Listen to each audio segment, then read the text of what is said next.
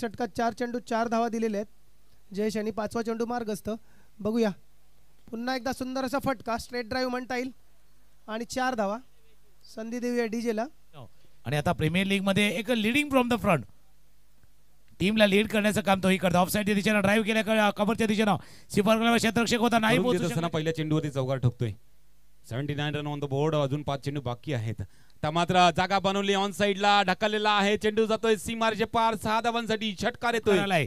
जयेश गरजच्या गोलंदाजीवरती 1 चौकार 1 षटकार. आता समोरच्या दिशेनं स्टँड अँड डिलिव्हर, लॉंग ऑनला क्षेत्ररक्षक आहे, त्याच्या बरोबर डोक्यावरनं चेंडू गेले आउट ऑफ द पाय. सर्वांनी एकत्र राहायचंय, सर्वांनी एकजुटीने राहायचंय. म्हणजे तिसरी मध्ये आपल्याला धडा होता, एकीचे बळ, एकीचे बळ मिळते फळ. एकी राहिली तर फळ मिळेल, नाही तर ते बळही मिळणार नाहीये, त्याचं फळही मिळणार नाहीये. चेंडू गेला बॉललाईनच्या बाहेर. संघाला उद्या परत खेळायचं आहे तर मॅच जिंकावी लागणार आहे, ही मात्र 100% खात्री आहे. कारण की दर्शनचा पुढचा आणि बहुतेक चौकार, हा चौकार बस, आणि 4 धाव संख्येने भर. पाटील यांनी उल्लेख केला होता आगरी भाषेच्या मध्ये, तर कॉमेंट्स ती आपण वाचली आहे. पाटील नेटवर्कच्या माध्यमातून कॉमेंट बॉक्स मध्ये गेलाय, तिथेही आहे. चेंडू केलाय स्क्वेअर लेगच्या बाउंड्रीच्या बाहेर. तुम्ही म्हटलं आग लावायला पाहिजे, फायर.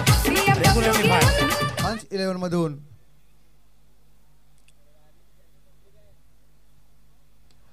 जोरदार फटका, परंतु बघूया टप्पा पडला तर चौकार, आणि दर्शनच्या बॅटमधूनच चौकार. बघूया दुसरा चेंडू निर्धाव गेला, आता तिसरा चेंडू बघूया काय करतात. ऑफच्या दिशेने आणि सरळ सरळ चौकार मिळावा लागेल. इथे आम्हाला माहिती आहे की वरून फिल्डरचा गेला की हा सणसणीत चौकार असतो.